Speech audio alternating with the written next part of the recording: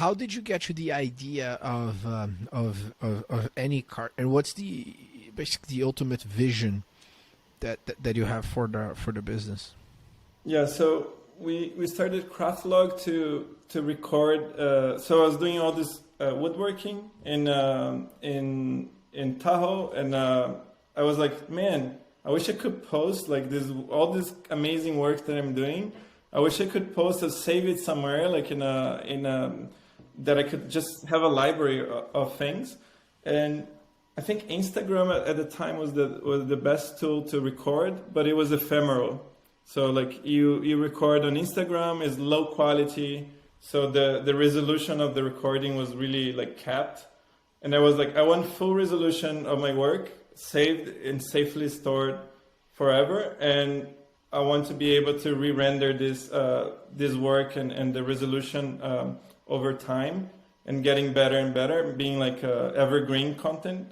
So there's types of content that are ephemeral, like Instagram, but if you're creating a woodworking project that you like work so hard and you're recording these step-by-step videos of how to build a table, you want to save in the highest quality as possible, and you want to make it searchable so more people can find your work when they're looking for inspiration.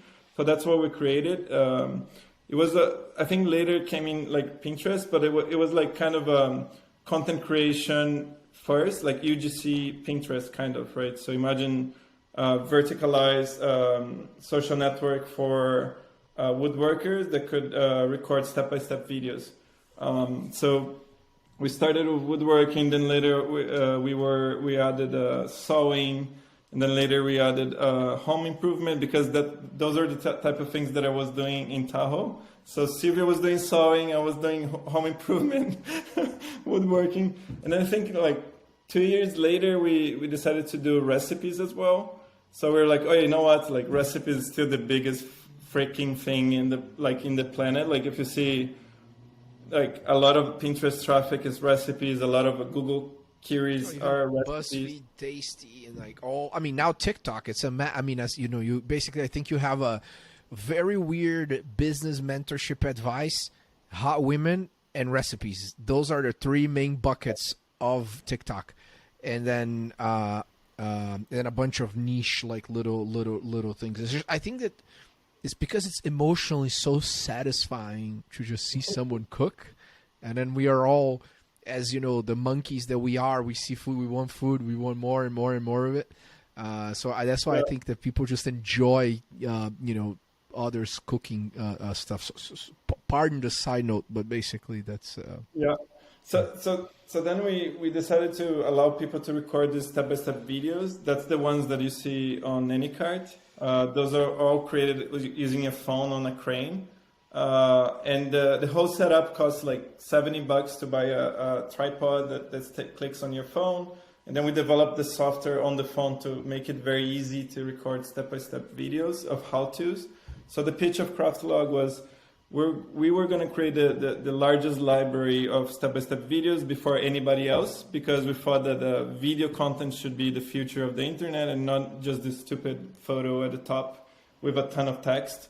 So imagine recipes, right? Watching most of the content, even today on Google, is like you search Google for a recipe. There's a big photo with an ad, and then like a ton of text. We thought that step-by-step should be broken down in little videos, and that was like none of the big chefs or cook influencers, even on TikTok or YouTube or Instagram Reels, there isn't an index library that's searchable, right, for them to then sell stuff. I think that represents a massive software opportunity, because they produce nice content. I consume a bunch of them because I enjoy cooking and I like eating nice things. I also know that if I always pay for someone else to do it, it's going to be very expensive. But I would love to just learn, oh yeah, how is it that guy, does his rosemary salt, for instance.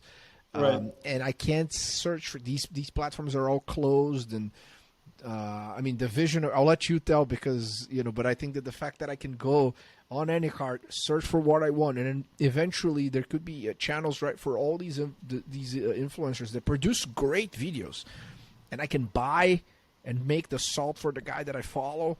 or the brand that I like, it's such a powerful full stack solution for a daily habit of eating and cooking, Yeah. which we've been doing since ever. Yeah. So yeah, and that's when we're doing Craftlog. Then a friend of mine and later became co-founder of the company. He joined us as a late co-founder of the company. He was consulting for a German retailer, and they needed to show that they could price their catalog into they could price recipes from their catalog of this retailer.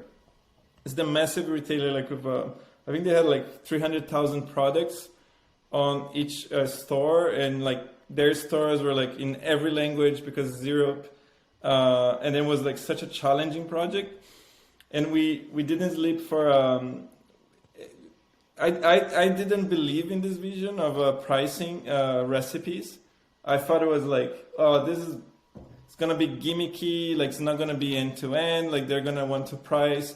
And I was like, okay, they're gonna pay. I was like, how much? And then I was like, because I thought the pricing of recipes would work when grocery delivery was good, and it was terrible. In 2000 when we started, it was so bad. I think it was 3 years ago, or 2 years. I don't even remember. It was 2 years ago.